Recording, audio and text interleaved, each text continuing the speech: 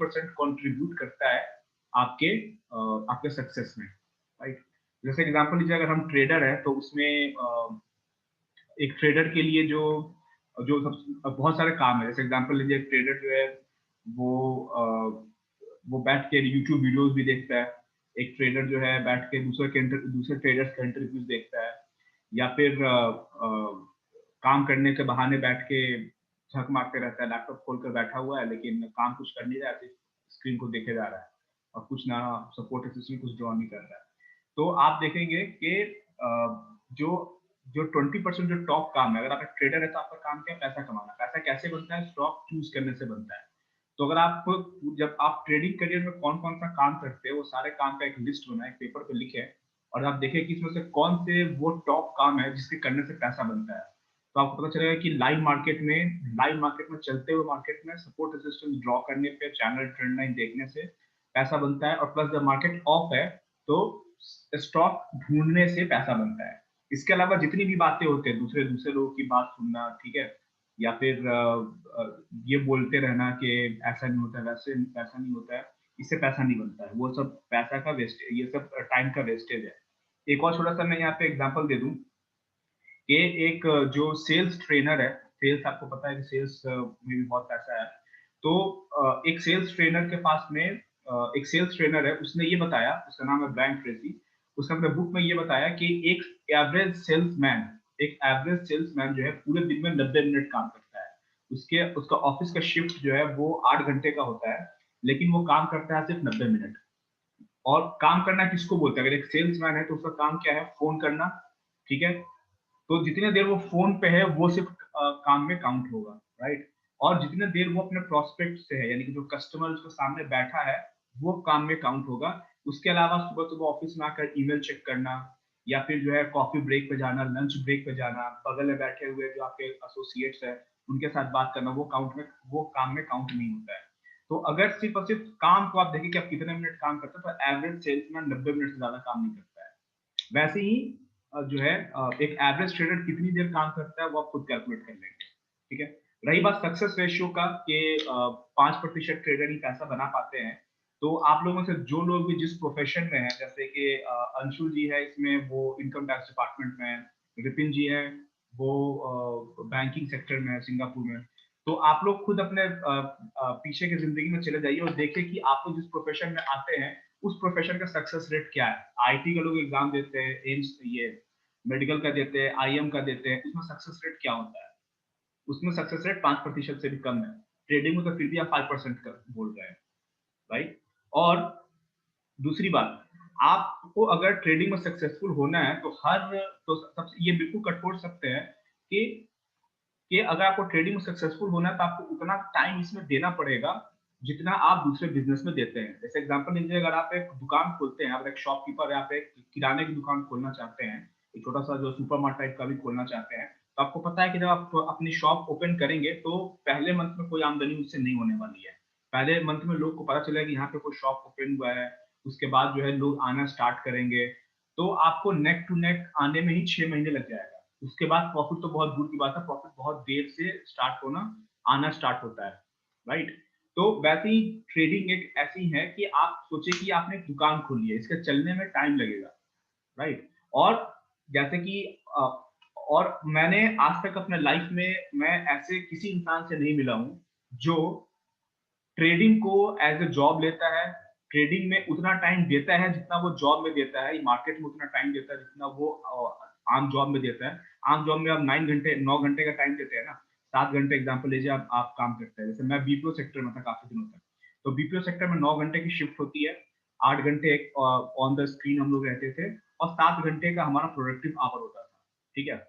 मुझे नहीं लगता है कि अगर जितने जितने साल मैं उस सेक्टर में रहा, 7 घंटे डेली काम किया, अगर 7 घंटे डेली में मार्केट में बैठता और जितना फोकस के साथ मैं वहां काम करता था उतना फोकस के साथ यहाँ इस मार्केट में काम करता, तो प्रोडक्टिविटी पता नहीं कहां से कहां पहुंच जाती है, पता नहीं कितने पैसे बन चुके होते अब तक, ठीक है। तो इस मार्केट को अगर आप जॉब की तरह लेंगे, इस मार्केट में अगर उतना आप टाइम देंगे तो पैसा बिल्कुल बनेगा, नहीं बनने का सवाल नहीं उठता है, ठीक है। ये तो खैर मैं रैंडम बातें कर रहा हूँ। आप लोग को अगर कोई डाउट है इसमें या फिर कुछ पूछना है तो आप लोग पूछ सकते हैं। इस टॉपिक पे मैं बोलने को बहुत कुछ बोल सकता हूँ, लेकिन बिना बढ़िया क्वेश्चन के फिर मैं क्या आंसर दूं? कोई क्वेश्चन है तो बताइए आप लोग। विजू जी आवाज आ रही है मेरी?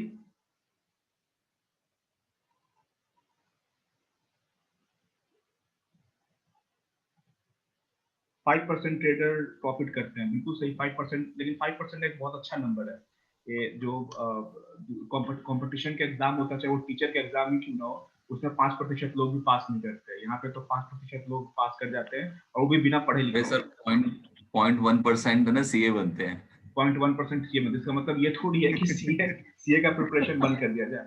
मैं आपको लिख के देता हूँ इस पेपर पे, मैं आज तक, एक तो मैं सीरियस ट्रेडर से बहुत कम मिला हूँ, मैं आज तक किसी ऐसे ट्रेडर से नहीं मिला हूँ जो सीरियस हो, जिसने पैसा न बनाया हो। जितने लोग आज तक मुझे जिंदगी में मिले हैं जो शेयर मार्केट को जुआ कहते हैं, या ये बोलते हैं कि भैया यहाँ पे तो पैसा नहीं बनता, ये वही लोग हैं जिन्होंने जिंदगी में शेयर मार्केट के बारे में एक बुक भी नहीं पढ़ी है, और ना ही किसी ढंग से जो है, एक बुक क्या एक पेज भी नहीं पढ़ा है, और ना ही किसी ढंग के इंसान को चूज किया है छोटे मोटे मेंटरशिप के लिए। ठीक है, मैं बोलता हूं कि आप एक पेपर लीजिए, पेन लीजिए, और आप नंबर ऑफ आवर्स काउंट कीजिए, जितने नंबर ऑफ आवर्स आप मार्केट में दे रहे हैं, और 1000 आवर्स इस मार्केट में आप लगाइए स्टडी करने के लिए। और स्टडी उसको बोलेंगे जितनी देर आप कुछ सीख रहे हैं वीडियो देख के या पढ़ के या दूसरे की बात सुन के, और उसको नंबर ऑफ आवर्स में काउंट करना स्टार्ट कीजिए। 1000 घंटे अगर आपने काम कर लिया और पैसा नहीं बना इस मार्केट में, तब बोले कि पैसा पैसा नहीं बनता। सुबह सुबह उठे, आंख बंद करके, आंख ब्रश किया नहीं, बैठ गए, फ्रेश हुए नहीं, बैठ गए सिस्टम पे, सोचेंगे पैसा बन जाएगा, तो ऐसा नहीं होता है। उसको बहुत ही प्रोफेशनली करेंगे तभी पैसा बनेगा। 1000 घंटे आप मेहनत कीजिए, फिर देखिए कैसे पैसा नहीं बनता है। एक लाइन और मैं यहाँ पे बोल दूं कि मैं खुद की तारीफ नहीं कर रहा हूँ, लेकिन मैं फिर भी अभी बता दूं कि अगर मैं बताऊं आपको कि मैं डेली कितने घंटे स्टडी करता हूँ, स्टॉक ढूंढना नहीं, स्टॉक ढूंढना छोड़ दीजिए आप, और या फिर मार्केट में जब मार्केट ऑन है तो बैठा हूं वो छोड़ दीजिए आप। मुझे लगता है कि मैंने काउंट नहीं किया है, लेकिन तभी भी मैं डेली कम से कम 1.5 घंटे एवरेज, 1.5 घंटे, 90 मिनट टू 100 मिनट तो मेरा खुद का स्टडी होता ही है, जो मैं बिल्कुल अकेले बैठकर स्टडी करता हूँ मार्केट के बारे में, नई चीज जो मैं सीखने की कोशिश करता हूँ, समझने की कोशिश करता हूँ। 90 मिनट तो मेरा एवरेज हो गई, 2 घंटे में बोल सकता हूँ, लेकिन फिर भी मैं कम करके बोलता हूँ कि रोज 1-1.5 घंटे तो मैं कम से कम एवरेज मैं तो पढ़ता ही हूँ मार्केट के बारे में। और मैं अपने लाइफ में आज तक किसी से नहीं मिला हूँ जो रोज जो है 2-3 घंटे मार्केट को दे पढ़ने लिखने में समझने में, तो वो बिगनर है और उसका पैसा ना बने। पैसा उसी का नहीं नहीं बनेगा जो सीखना ना चाहे, वो सोचे कि भैया ये तो गैम्बलिंग का स्पॉट है, आए तो बाई सेल बटन जान गए और मैं मुझे मेरा पैसा बन जाएगा, सुबह सुबह उठे कॉल ऑप्शन बाय कर लिया, पुट ऑप्शन बाय कर लिया, और सोच रहे कि पैसा 10 गुना हो जाएगा। तो ऐसे नहीं होता इस मार्केट में। इस मार्केट में जो लोग काम करते हैं, आपको पता है, आईआईएम में जितने लोग एमबीए करके निकलते हैं, सब फाइनेंशियल मार्केट में जाते हैं। आईआईटी में जो जाते हैं वो तो खुद टॉपर होते हैं। जो आईआईटी में टॉप करते हैं, जो रैंक होल्डर होते हैं, उस कॉलेज से निकलते हैं, वो सब फाइनेंस में जाते हैं, वो सब किसी न किसी बैंक के लिए काम करते हैं। और बैंक में जाकर वो करते क्या है, मेरे खुद के भैया जो है वो बैंकिंग सेक्टर में, वो आईआईटी से और आईएम से, वो वहां पे जाकर बॉन्ड मार्केट में काम करते हैं, डेट मार्केट में काम करते हैं। तो जो वर्ल्ड का सबसे बेस्ट दिमाग है वो इस मार्केट में काम करता है। और आप सोच रहे हैं कि आप तो आईआईटी आईएम से हैं भी नहीं, फिर भी आप अगर छोटा मोटा प्रॉफिट इस मार्केट से कमाना चाहते हैं, तो उतने नंबर ऑफ आवर्स तो देने पड़ेंगे ना। तो आगे से कोई भी इंसान बोले कि इस मार्केट में पैसा नहीं बनता है, तो मैं सीधा एक क्वेश्चन पूछता हूँ, 1000 घंटे इस मार्केट को दिया है सीखने में, नहीं दिया तो नहीं बनेगा पैसा इस मार्केट में। और 1000 घंटे जिस दिन दे दोगे, फिर देखो पैसे की बारिश होगी यहाँ पे। और कोई दूसरा ऐसा प्रोफेशन नहीं है जिसमें इससे ज्यादा पैसा बने उतने घंटे देके। अगर किसी प्रोफेशन में एवरेज अगर 8 घंटा देने पे अगर आप 80,000 रुपया महीना कमाते हैं, तो मैं इस बात को लिख के देता हूँ कि उतने सीरियस होकर आप 8 घंटा डेली इसमें दीजिए, सीखने में समझने में, पहले आप 8 लाख रुपया कम से कम तो महीना कमाएंगे आप। लेकिन 8 घंटे आप दूसरे प्रोफेशन में काम करते हैं, यहाँ भी 8 घंटे काम कीजिए उतने ही फोकस के साथ में। ठीक है, एनीवे चलिए आज का सेशन स्टार्ट करते हैं। कल हम कुछ बात कर रहे थे, एक चीज और बता दूं कि जैसा कि मैंने आप लोगों को बताया था, उस दिन कहा था कल, बोला कि मार्केट जो है, वो जो मूवमेंट होती है, सबसे पहले बात की जब आप मार्केट में बैठते हैं तो इस बात को हमेशा याद रखिए कि मार्केट में जो मूवमेंट होती है वो हम लोग नहीं करते हैं। मैंने हमेशा कहा है कि वो एफआईज और डीआईज करते हैं, और एफआईज डीआईज जो ट्रेड करते हैं उसमें ट्रेडर कम रहते हैं, उसमें ऑटोमेटिक ट्रेडिंग ज्यादा होती है। ठीक है, आई होप कि यहाँ तक आपको बात बिल्कुल समझ में आ गई है कि जो एफआईज डीआईज होते हैं वो वहां पे इंसान बैठ कर ट्रेड नहीं करता, वो ऑर्डर प्लेस नहीं करता। ऑफकोर्स स्ट्रेटजी लोग ही बनाते हैं, लेकिन एंड में जो ऑर्डर प्लेस होता है वो रोबोट के थ्रू होता है, राइट? क्योंकि इंसान उतना फास्ट ऑर्डर प्लेस नहीं कर सकता है, राइट? तो आज की मार्केट के बारे में अगर आप देखें तो आज के मार्केट में क्या हुआ था, और आज अगर आप मार्केट में रहते तो मैं क्या सोच रहा था, और मैंने आज पुट ऑप्शन बाय करने के लिए क्यों कहा था, मेरे दिमाग में क्या चल रही थी, कौन सी बात चल रही थी, वही बात मैं आपको बताने जा रहा हूँ। बैंक निफ्टी में आज मोस्ट ऑफ द टाइम देख रहा था, तो बैंक निफ्टी में हुआ क्या, जैसे कि एक रूल है कि अगर फर्स्ट कैंडल जो है अगर थोड़ा सा अजीबो गरीब ढंग से ओपन हो, यानी कि नॉर्मल सा कैंडल ना बने, जैसे एग्जांपल लीजिए ये सारे कैंडल नॉर्मल कैंडल है, या तो रेड है या तो ग्रीन है, छोटे से कैंडल है, राइट? लेकिन फर्स्ट कैंडल में नीचे से वीक है और रेड कैंडल है ओपनिंग ऊपर भी है, राइट? तो फर्स्ट कैंडल का हाई और फर्स्ट कैंडल का लो, जैसा कि आपको पता है कि बहुत ही अच्छा लेवल होता है, मार्केट इस लेवल पे आकर हमेशा जो है रिएक्ट करती है। उसके बाद हुआ क्या, जैसे ही फर्स्ट कैंडल फॉर्म हुआ, मैंने उस पे 2 लाइन ड्रॉ कर दिया, उसके हाई पे, उसके हाई पे और उसके लो पे, और मैं बैठ गया, फिर मैं देख रहा हूँ कि हो क्या रहा है यहाँ पे। फिर हुआ क्या, जैसा कि आपको दिख रहा है, अगली कैंडल बनी, इसने रेंज बनाया हुआ है। और एक चीज मैं यहाँ पे और आपको बता दूं कि मैंने जो बेसिक प्राइस एक्शन बताया था उसमें मैंने एक चीज बताई थी आपको कि जो राउंड नंबर होते हैं, जैसे 32,000, 32,000, 31,000, 30,000, ये अच्छे लेवल का काम करते हैं, अच्छे मैग्नेट का काम करते हैं। आगे तो मैं मैग्नेट वर्ड जब भी बोलूँ तो समझ लीजिए कि मैं सपोर्ट रेजिस्टेंस की बात कर रहा हूँ, ठीक है? तो ये अच्छे मैग्नेट होते हैं, यानी कि अच्छे सपोर्ट रेजिस्टेंस का काम करते हैं। लेकिन क्वेश्चन ये उठता है कि क्यों करते हैं? तो मैंने उस वक्त एक बहुत ही जल्दबाजी में ये बता दिया था आपको कि ये साइकोलॉजिकल लेवल होता है कि लोग सोचते हैं चलो ये राउंड नंबर पे यहाँ पर सपोर्ट रेजिस्टेंस मिलेगा ही।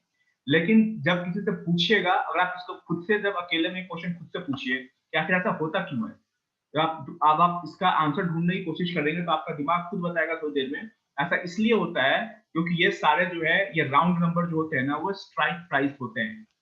जैसे बैंक निफ्टी का अगर आप ऑप्शन चेन देखें तो उसमें स्ट्राइक प्राइस क्या होता है, 30,000, 30,100, 30,200।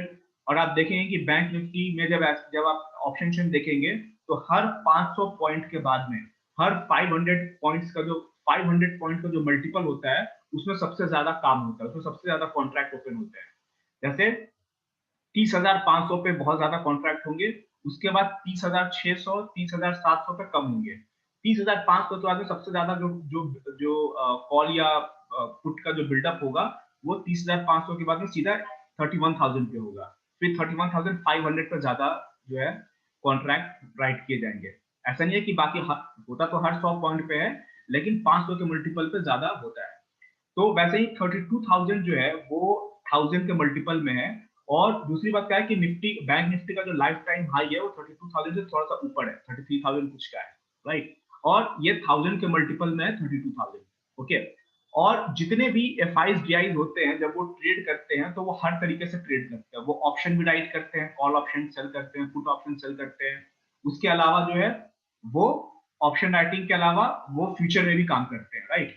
तो तो जो एफ आई डी आई होते हैं वो अपनी स्ट्रेटजी ऐसे बनाते हैं, क्योंकि एफ आई डी आई जो होते हैं वो ऑप्शन बाई नहीं करते, वो लोग सेल करते हैं क्योंकि उनके पास पैसा ज्यादा होता है। तो वो लोग चाहते हैं कि जो प्राइस हो वो उस पर्टिकुलर स्ट्राइक प्राइस के आसपास में जो हो वो एक्सपायर हो, वो वीक या वो महीना, ताकि उस ऑप्शन कॉन्ट्रैक्ट की वैल्यू जीरो हो जाए, ताकि वो प्रीमियम खा सके, राइट? तो चूंकि ये सारे जो नंबर्स होते हैं राउंड नंबर्स होते हैं, उस राउंड नंबर पे ही स्ट्राइक प्राइस होता है, इसीलिए राउंड नंबर पे ऑटोमेटिक जो है प्राइस जो है मैग्नेट का वो जो राउंड नंबर होते हैं वो मैग्नेट का काम करते हैं। प्राइस वहां पर जाकर रुकेगा ही रुकेगा, भले उसको ब्रेक करें तो थोड़ी देर थोड़ा टाइम लगाएगा उसको ब्रेक करने में, क्योंकि वो पर्टिकुलर स्ट्राइक प्राइस है। और उस पर्टिकुलर स्ट्राइक प्राइस पे कॉल राइटिंग पुट राइटिंग होती है। तो चूंकि ये स्ट्राइक प्राइस है, ऑप्शन में ट्रेड होता है इस स्ट्राइक प्राइस पे, इसीलिए जब ये कैश मार्केट में भी प्राइस वहां पे पहुंचती है तो वहां पे वो उसको सपोर्ट रेजिस्टेंस का सामना करना पड़ता है। तो जैसा कि आप लोगों को पता है कि निफ्टी ऑलरेडी बहुत बढ़िया अप ट्रेंड में थी। उसके बाद ये यहाँ पर जब ये ओपन हुई तो आप देखेंगे कि ये जो हाई इसने यहाँ पे बनाया, तो 31,900 का यहाँ पे हाई बनाया, ठीक है? आपको पता है कि भैया 30,000 इसने क्रॉस कर दिया, 31,000 भी इसने क्रॉस कर दिया, 32,000 पे आ चुका है ये। 30,000 के बाद में सबसे बड़ा जो रेसिस्टेंस उसको मिलेगा 35,000 पे, अगर 5,000 के मल्टीपल में देखें तो। लेकिन 5,000 पॉइंट बैंक निफ्टी में अब यहाँ से 5,000 ऊपर जाना थोड़ा मुश्किल भरा टाइम हो सकता है इसके लिए, राइट? तो आप या तो 1000 के मल्टीपल में देखेंगे या 1000 के मल्टीपल से ज्यादा 2000 के मल्टीपल में देखेंगे। तो अगर मेरे से आप पूछे कि 30,000 के बाद में रेसिस्टेंस कहाँ मिलेगा, एक 31,000 से ज्यादा स्ट्रॉन्ग रेसिस्टेंस मिलेगा या 32,000 से ज्यादा स्ट्रॉन्ग रेसिस्टेंस मिलेगा। तो 32,000 31,000 से ज्यादा बड़ा रेसिस्टेंस दिखता है और 32,000 से ज्यादा बड़ा रेसिस्टेंस 35,000 दिखता है, राइट। आप समझ रहे हो कि मैं क्या बोलना चाह रहा हूँ यहाँ पे। तो जब प्राइस यहाँ पे गैप अप ओपनिंग होने के बाद इसने रेड कैंडल बना दिया, तो आपने दो लाइन यहाँ पे ड्रॉ कर दी, फर्स्ट कैंडल के हाई पे और फर्स्ट कैंडल के लो पे, बिग पे, और आप बैठ गया, आप देख रहे हैं कि हो क्या रहा है। अब आपको बाई करना है, तो आपको पता है कि 32,000 के ऊपर ये प्राइस नहीं जाने वाला है। मैंने एक काम और किया था, मैंने ऑप्शन चेन रीड कर लिया था। ऑप्शन चेन में 32,000 पे जो कॉल राइटिंग थी वो पुट राइटिंग से 7 गुना ज्यादा थी या 6 गुना ज्यादा थी, 6 टाइम्स, यानी 32,000 ब्रेक नहीं होने वाला है, बड़ी मुश्किल से ब्रेक होगा। यानी कि इसके ऊपर में बाई अगर करना भी है तो ब्रेक हो जाने के बाद में और वहां पर सस्टेन हो जाएगा, उसके बाद में हम जो है बाई करेंगे। ऐसा नहीं कि थोड़ा सा ऊपर गया नहीं 32,000 के कि हम जो है बाई कर देंगे, राइट। यहाँ पे आपको डबल टॉप दिख रहा है, नॉर्मल, बिल्कुल सबको यहाँ पे बहुत ही क्लियर डबल टॉप दिख रहा है। इतनी बुलिश मार्केट होने के बाद भी आप बैंक निफ्टी में आज सेल साइड जा सकते थे, क्योंकि ऐसा कभी भी हो तो आप एक बात याद रखिएगा कि अगर 32,000 को प्राइस ब्रेक भी करता है ना, तो उसको रीटेस्ट करने जरूर आएगा, क्योंकि ये इतना इंपॉर्टेंट लेवल है कि 32,000 के स्ट्राइक प्राइस के आसपास के ट्रेड को सेटल करने के लिए, क्योंकि अगर 32,000 पर ट्रेडिंग हो रही है तो बहुत सारे बायर हैं, बहुत सारे सेलर हैं, तो इतने सारे बायर और इतने सारे सेलर के ट्रेड को सेटल करने के लिए प्राइस को वहां पे कम से कम 15-20 मिनट गुजारना होगा, तब जाके वो सारे ट्रेड जो है वो सेटल होंगे, ठीक है। अब मैं आपको थोड़ा सा साइकोलॉजी के बारे में बात कर रहा हूँ, आई होप आप लोग अग्री करेंगे इस बात पे। अगर ये 32,000 को ब्रेक कर देता है और ब्रेक करने में सिर्फ 2 मिनट लगे, इसका मतलब क्या है कि यहाँ पे बहुत सारे ओपन ट्रेड को ये छोड़कर ये चला गया है ऊपर, तो भैया ट्रेड ओपन तो रहने वाला है नहीं, यहाँ पे सेटल इनको होना है, तो इसको वापस नीचे आना ही होगा रीटेस्ट करने के लिए। इसलिए रीटेस्टिंग होती है हमेशा, किसी भी इंपॉर्टेंट लेवल पे कोई इंपॉर्टेंट सपोर्ट रेजिस्टेंस होता है तो रीटेस्टिंग का एक रीजन ये भी है कि वहां पे इतना ज्यादा ट्रेडिंग होता है कि उनको सेटल करने के लिए टाइम चाहिए, बायर सेलर को ऑफसेट करने के लिए टाइम चाहिए, राइट, इसीलिए प्राइस वहां पे आता है। तो 32,000 एक ऐसा लेवल है जहां पे प्राइस, जिसके नीचे जो है जहां पे प्राइस को रेजिस्टेंस मिलेगा, इसलिए मैंने कहा कि या तो फ्यूचर सेल कर दो या तो फिर पुट बाई कर लो, राइट। अब मैं बैठा हुआ यहाँ पे, ठीक है, यहाँ पे मुझे डबल टॉप बनता हुआ दिख रहा है। अब ये कैसा डबल टॉप है, डबल टॉप कभी भी मतलब बहुत कम ऐसा होगा कि डबल टॉप डबल बॉटम आपको परफेक्ट मिलेगा, राइट। अब यहाँ पे आपको डबल ये जो पहला जो स्विंग हाई बना, ये जो और फिर अगला जो स्विंग हाई बना, ये डबल टॉप को दिख रहा है, आप यहाँ पे सेल कर सकते थे। अगर आपको यहाँ पे डबल टॉप दिखता है और आप सेल कर रहे हैं तो आपका टारगेट क्या होगा, फर्स्ट जो पहले कैंडल का जो लो है, अब वो हमेशा सपोर्ट का काम करेगा जब तक ये ब्रेक नहीं होता है। अगर आप यहाँ पे सेल करते तो यहाँ पे प्रॉफिट बुक कर सकते हैं। एनीवेज ये स्कैल्पिंग टाइप का हुआ, अगर आपने कर दिया तो सही है, चलिए डबल टॉप बन गया। और आपने ये रिस्क लिया है कि अगर ये 31,900 का ये लेवल है, अगर ये ऊपर गया भी तो 32,000 से टकराकर वापस आएगा ही आएगा, रेजिस्टेंस उसको मिलेगा। तो मैं कम से कम प्रॉफिट बना निकलूंगा, तो मैं कॉस्ट टू कॉस्ट छोटा लॉस में निकल जाऊंगा, चलो मैं यहाँ पे सेल कर देता हूँ। तो इस तरह से आपको जो है जब मार्केट ऑन हो तो सोचना है, ठीक है। और ये सोच जो है आपको आपको कॉन्फिडेंस, आपके अंदर खुद के अंदर कॉन्फिडेंस होगा, तभी ये सब चीज आप सोच सकते हैं। यहाँ पे अगर आप ट्रेड इनिशिएट करते हैं 31,900 पे, तो सिर्फ और सिर्फ एक ही रीजन से इनिशिएट कर सकते हैं कि यहाँ पे आपको डबल टॉप बनता दिख रहा है और आप बोलेंगे कि मैं यहाँ पे सेल करता हूँ, टारगेट में ये मैं जो है फर्स्ट कैंडल का लो रखूंगा, फर्स्ट कैंडल का लो अगर ब्रेक हो जाता है तो और नीचे का टारगेट रहेगा। लेकिन अगर यहाँ से मार्केट उठ भी गई तो आपको पता है कि ठीक 100 पॉइंट ऊपर जाने के बाद भी उसको आना नहीं चाहिए, ठीक है। या फिर एक 31,900 पर सेल कर रहे हैं, 31,950 पर तो आएगी ही आएगी, मैं वहां पर निकल जाऊंगा 50 पॉइंट का लॉस लेके, ठीक है। इस माइंडसेट से आप यहाँ पर सेल करते हैं। उसके बाद ये मार्केट नीचे आए, देखिए फिर से मैं जितनी आप आज से 5 साल के बाद भी ये स्ट्रेटजी चेक करेंगे और 5 साल पीछे की भी स्ट्रेटजी चेक करेंगे तो यही मिलेगा आपको, फर्स्ट कैंडल का हाई लो हमेशा एक अच्छे लेवल का काम करता है। देखिए मार्केट गिरी और गिरते ही देखिए बिल्कुल इसी लाइन पे टच हुई और ऊपर उठ गई। अब ये बताइए कि ये मैग्नेट की तरह काम कर रहा है कि नहीं कर रहा है, कि टच हुआ और फिर चला गया ऊपर। ऐसा क्यों हुआ, क्योंकि ऑलरेडी फर्स्ट कैंडल के लो पे बाई ऑर्डर लगे हुए हैं। अब इसको, अब जिनको लॉजिक समझ में नहीं आ रहा है कि भैया ये इस व्हाइट लाइन जो मैंने फर्स्ट कैंडल के बनने पे 9:15 पे जो मैंने ड्रॉ कर दिया था 9:18 पे, ये 9:18 पे जो लाइन मैंने ड्रॉ किया था उसी लाइन को 10:30 पे सवा घंटे के बाद में टच करके प्राइस ऊपर कैसे चला गया, इसको ब्रेक क्यों नहीं कर पाया? आपको रीजन पता है कि जो कंप्यूटर जो रोबोट्स ट्रेड कर रहे हैं वो फर्स्ट कैंडल के लो पे वो सपोर्ट जो है अज्यूम कर रहे हैं कि फर्स्ट कैंडल का जो लो है वो सपोर्ट का काम करेगा, तो उन्होंने बाय ऑर्डर लगा रखा है। जैसे यहाँ पे पहुंचा बेयर नीचे लेकर आए, जैसे यहाँ पे पहुंचा वैसे ही यहाँ पर बाइंग जो है स्टार्ट हो गई, रोबोट्स ने बाय करना स्टार्ट कर दिया, राइट? या फिर जिनको यहाँ पे बाय करना है उन्होंने क्या किया, जैसे कि मैंने बताया था कि लोग ट्रैप करते हैं, एक एफआई दूसरे एफआई को ट्रैप करता है। वो कैसे ट्रैप करता है? जिनको यहाँ पे बाय करना है वो यहाँ पर सेल करेगा, यहाँ पे जो एक्स क्वांटिटी सेल करेगा और यहाँ पे बाय कर लेगा 10x, ताकि जानबूझ के वो चाहता है कि प्राइस यहाँ पर टच हो, यहाँ से मैं 10 गुना ज्यादा स्पीड से बाय करना स्टार्ट कर दूं, ताकि जो सेलर है वो जो है ट्रैप हो जाए ज्यादा से ज्यादा। इसलिए देखिए जब जैसे ही इस लाइन को टच किया कितनी तेजी के साथ में प्राइस ऊपर गया, ठीक है? तो आपको लॉजिक समझ में आ रहा है जो बात मैं बोल रहा हूँ, कम से कम उस बात का अग्री तो कर रहे हैं ना कि यहाँ पर बाइंग स्टार्ट हुई और जिनको यहाँ पे बाई किया था। जी सर एक क्वेश्चन था, हम कैसे समझ सकते हैं कि ये ट्रैप है या नहीं? हम कैसे समझ सकते हैं? जी जैसे एग्जांपल लीजिए कि आपको सेल करना है, ठीक है? तो आपको पता है कि अगर गैप अप ओपनिंग हुई है तो फर्स्ट कैंडल का लो जो है सपोर्ट का काम करेगा, तो जब तक ये ब्रेक नहीं होता है तब तक जो है आप जो है जब तक ये ब्रेक नहीं होता तब तक आप सेल नहीं करेंगे। और दूसरी बात, अब क्योंकि आप मेरे से ट्रेनिंग ले रहे हैं और मैं जैसे मैंने बताया मैं आप खुद की तारीफ नहीं कर रहा हूँ, जैसे कि आपको पता है कि मैं जो है इन सब लॉजिक के बारे में जब मैं पढ़ते रहता हूँ तो मुझे पता है कि यहाँ पे बाइंग इनिशिएट होगी। जब यहाँ पे बाइंग इनिशिएट हो रही है तब आपको अब पता करना है कि सेलिंग कहाँ से इनिशिएट होगी, ठीक है? तो आगे से कभी भी फर्स्ट कैंडल के लो पे प्राइस आएगा तो आपको पता चल गया ना कि यहाँ से बाइंग इनिशिएट होगी, और ये ट्रैप होता है कि जिनको यहाँ पे बाई करना है वो यहाँ पर सेल करते हैं और फिर ट्रेड को रिवर्स कर देते हैं। तो ऐसा होता है। अब ऐसा कौन कर रहा है, कैसे कर रहा है, अब इतना जो लाइव मार्केट में पता करना तो मुश्किल है, आप पता कर भी नहीं सकते हैं कि एफआईज कर रहे हैं तो आपको कहां से पता चलेगा, लेकिन ऐसा होता है, इसीलिए इतनी तेजी के साथ में प्राइस रिवर्स किया है, राइट? और जो आप कैसे बच सकते हैं, आपको सेकंड लेग ट्रैप से बचना है, जो मैं अभी आपको बताने जा रहा हूँ। अब ये डबल टॉप बन गया, उसके बाद फर्स्ट कैंडल का हाई जो है देखिए फिर से फर्स्ट कैंडल के हाई पे प्रॉफिट बुकिंग स्टार्ट हो गई। जिसने यहाँ पे बाई किया था इस विक से बाइंग करना स्टार्ट किया था और बिल्कुल जो है आंधी तूफान की तरह बाई करता हुआ वो यहाँ तक आ गया, और यहाँ पर आने के बाद उसको पता है फर्स्ट कैंडल का हाई पे उसको प्रॉफिट बुक करनी है, यहाँ पे उसने प्रॉफिट बुकिंग स्टार्ट कर दी, इसलिए देखिए ये रेड कैंडल बना। उसके बाद अगला अटेम्प्ट ऊपर, फिर ऊपर ले जाने की कोशिश की, अब ये ऊपर ले जाने की कोशिश की, फिर से डबल टॉप आपको दिख रहा है यहाँ पे, और जब ये हल्का ऊपर गया डबल टॉप बना, उसके बाद ये देखिए रेंज बाउंड एक रेड कैंडल, और उसके बाद ये नीचे आया। अगर आप चाहें तो यहाँ पे भी बहुत छोटे छोटे प्राइस एक्शन हो रहे हैं, यहाँ पे आप एज ए रिटेल ट्रेडर आप यहाँ पे एंट्री लेंगे तो प्रॉफिट बनाना मुश्किल है, लेकिन आप यहाँ पे सेल कर रहे हैं तो आप देख रहे हैं कि आगे का प्राइस एक्शन कैसा हो रहा है।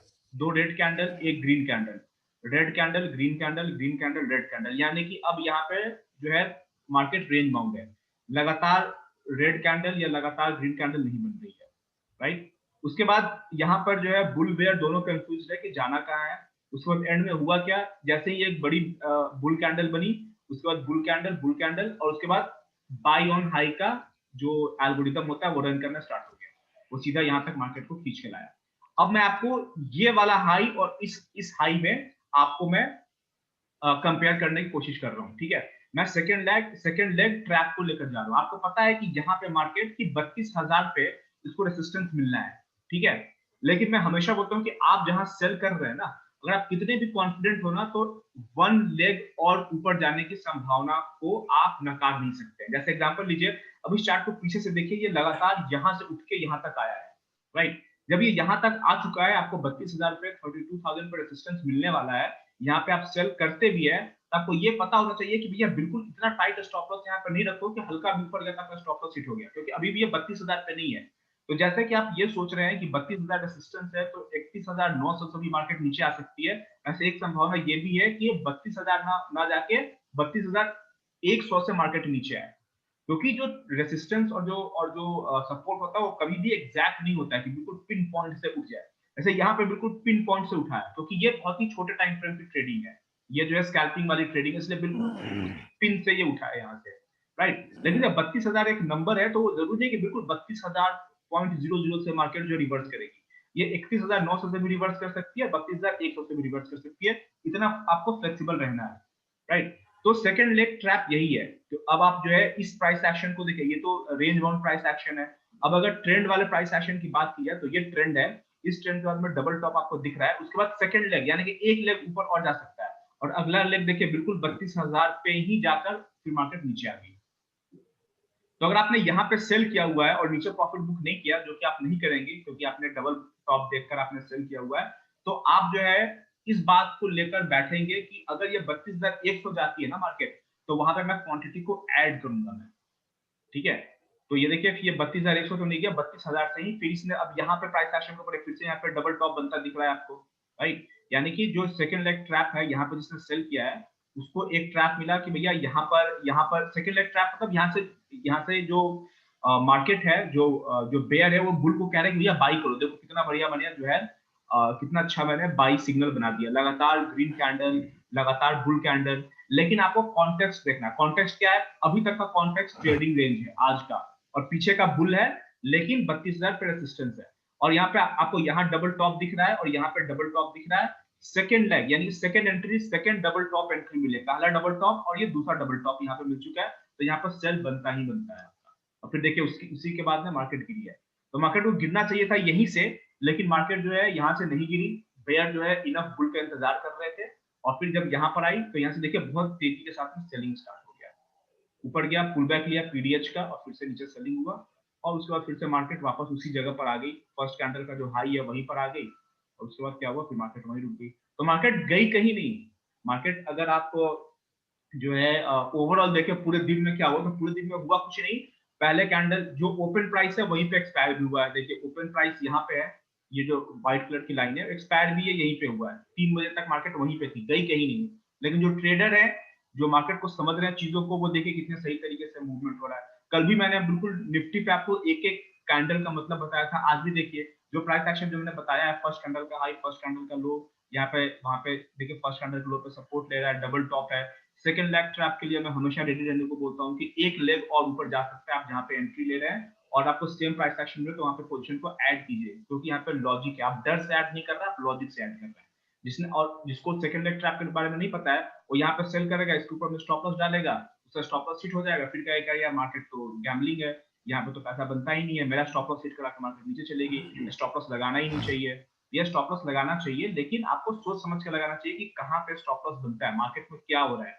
आप जो है सामने, ये चेस का गेम है जहाँ पे सामने वाले का माइंड आपको पढ़ना होगा, सामने वाला क्या सोच रहा है, ठीक है? तो यहाँ तक बात हुई।